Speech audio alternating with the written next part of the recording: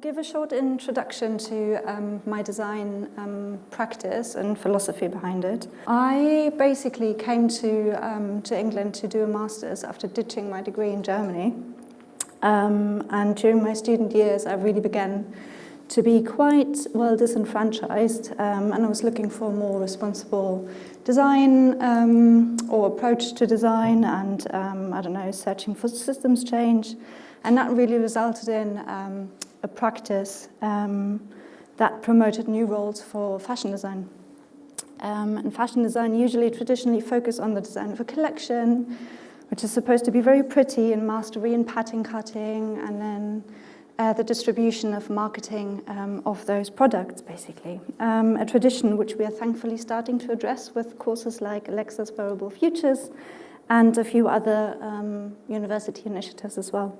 So my work was at LCF in Fashion Futures. My umbrella project was iObject, and that kind of encapsulated the building of a framework for more critical fashion practice, which consisted of many sub-projects that you can kind of see scattered around there.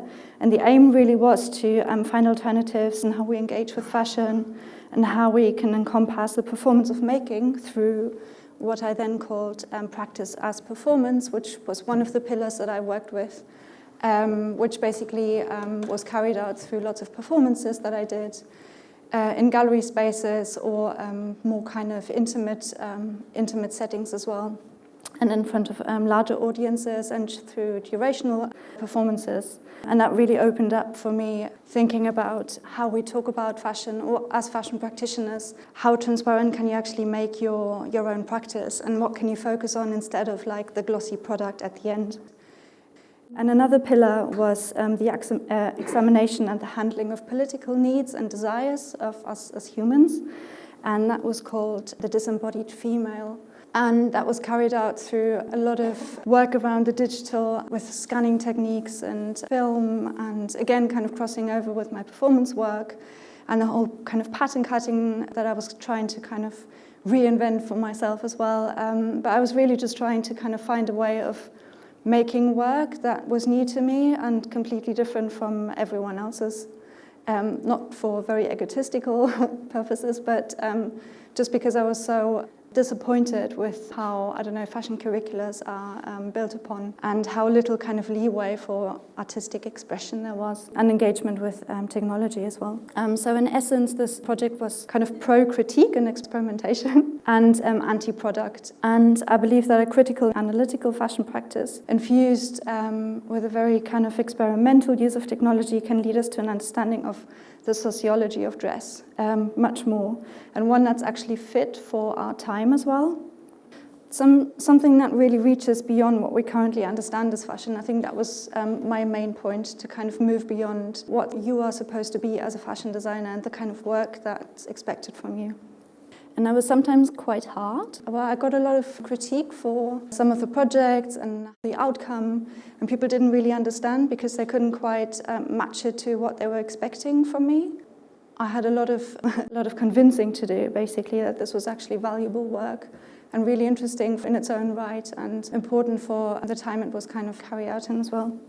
I think as the physical and like digital world move closer together and the lines blur between what's there and what's isn't really, I think connectivity and the human need to associate as much as to disassociate, which is kind of like embedded in fashion, kind of creates groups and bigger communities and small communities, are very, very present in both fashion practice but also our kind of network culture. So I thought this was really interesting, and this is why I think this is a really wonderful playground to discuss work that's at the fringes of maybe even artistic practice, fashion, technology, and just widening the discussion possible, basically coming from a fashion practitioner. And I find that really hard to say because I don't really see myself as a fashion person, kind of. So I don't know. It's a constant battle. So yeah, it's a term that's kind of hard to accept, and sometimes I'm okay with it, and sometimes I'm not. But I think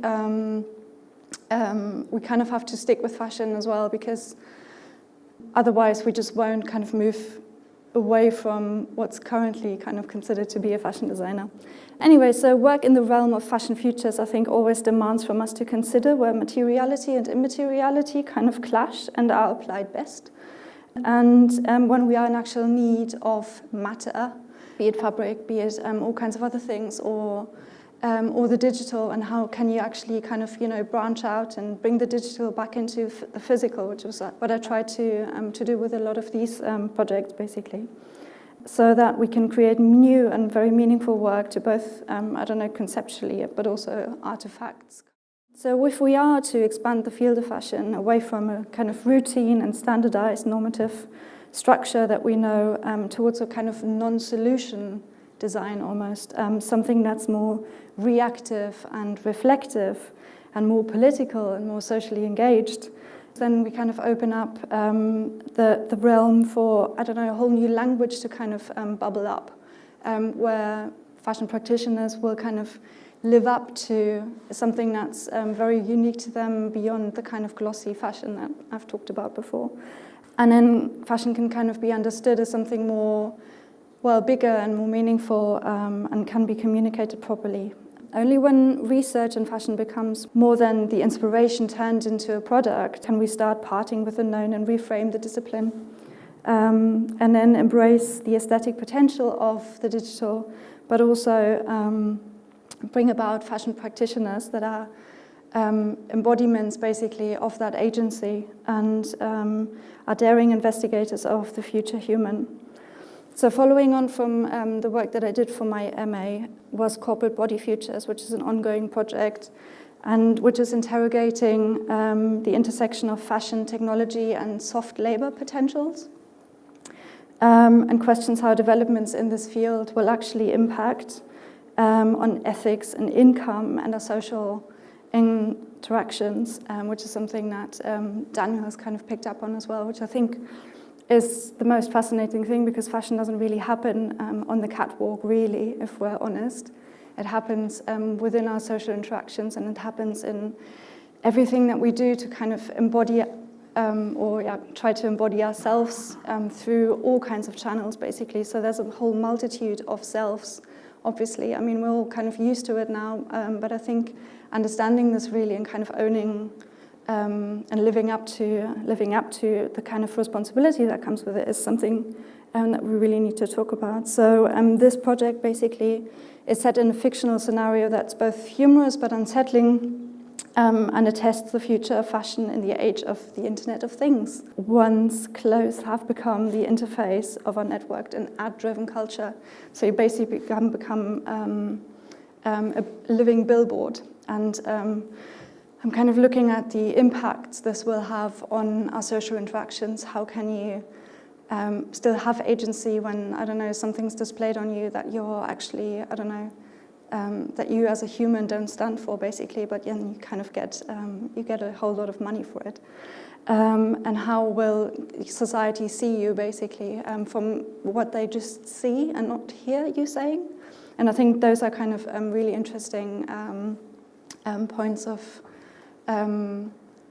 analysis, basically, because this is where fashion happens, and this is, I think, where when we talk about the future of fashion and immateriality and all that we talk about tonight, that's where the meat is, in a way, for me, because I guess I'm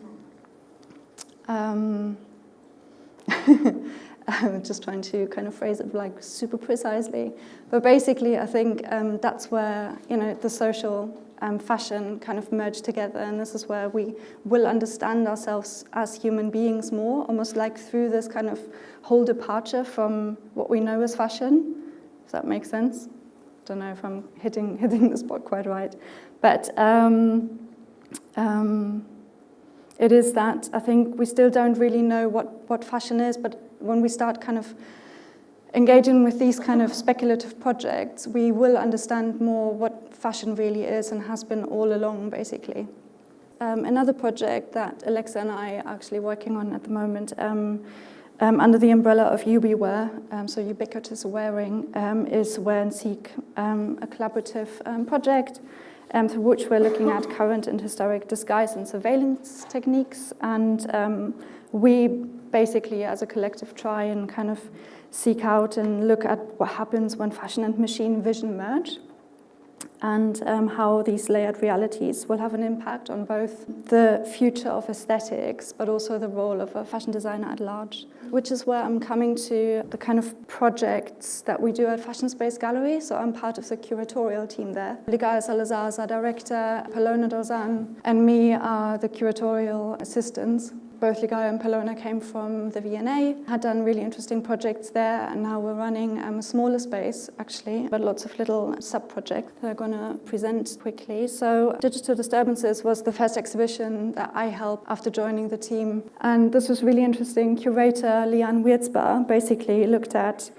the often strange effects that emerge from interactions across materials and virtual platforms, and what gets lost and what gets gained basically from translation. And it was accompanied by a Friday Late event that I curated, which was really fun and kind of brought a whole, I don't know, subset of projects basically to the mix of the more, the bigger gallery show basically, which was also linked to the launch of the Digital Anthropology Lab at London College of Fashion and their Reimagine kind of conference. So it was a big night, lots of people there engaging with what digital and fashion actually is.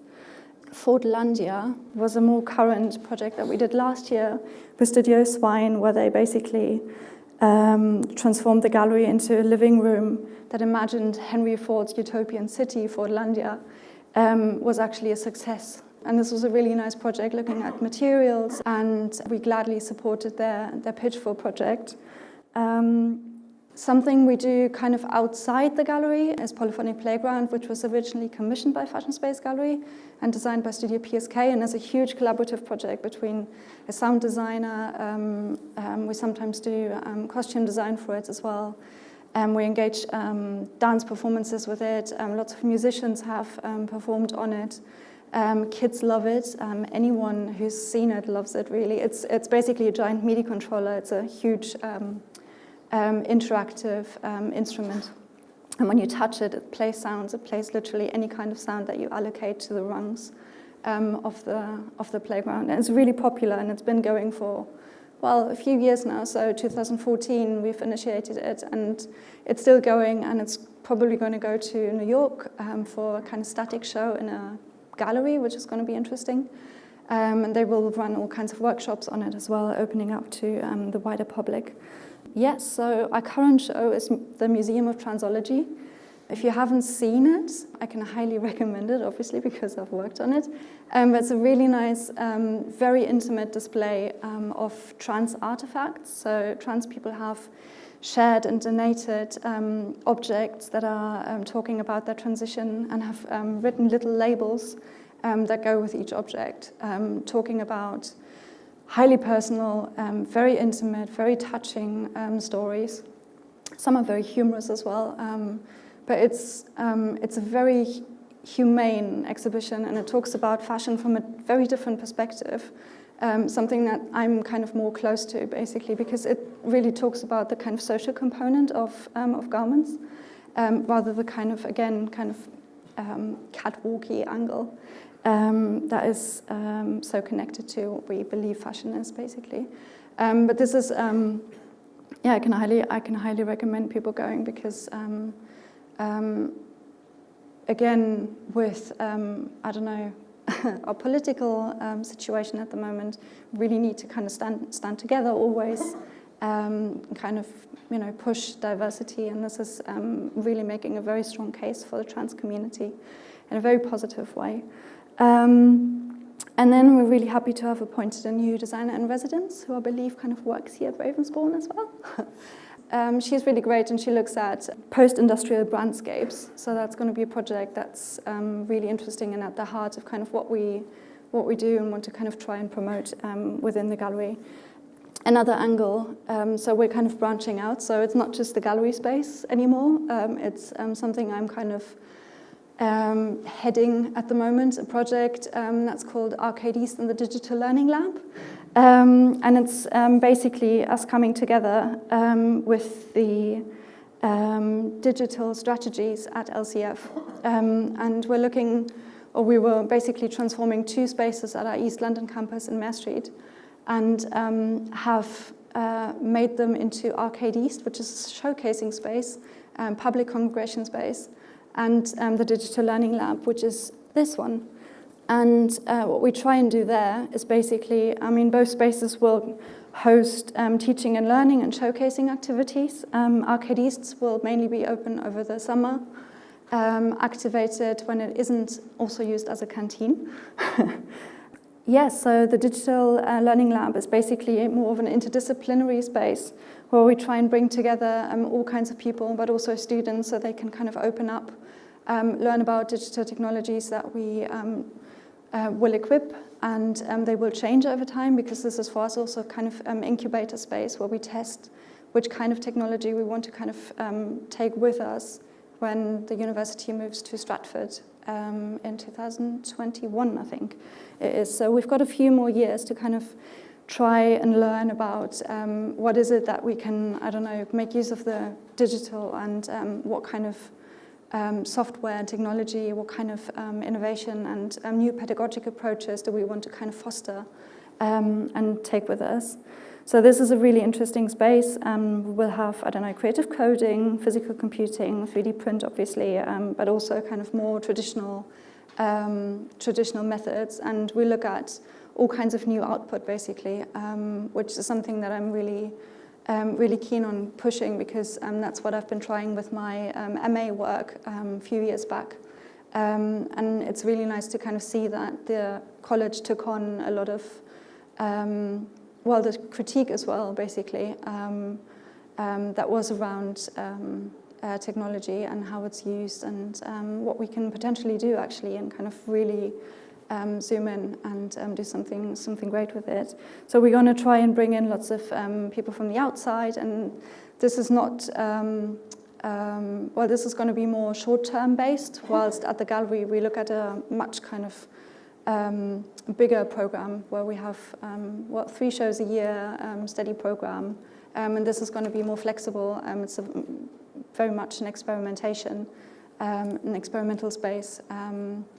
And yes, so hopefully that's going to have some really nice output in the future. Okay, that's it.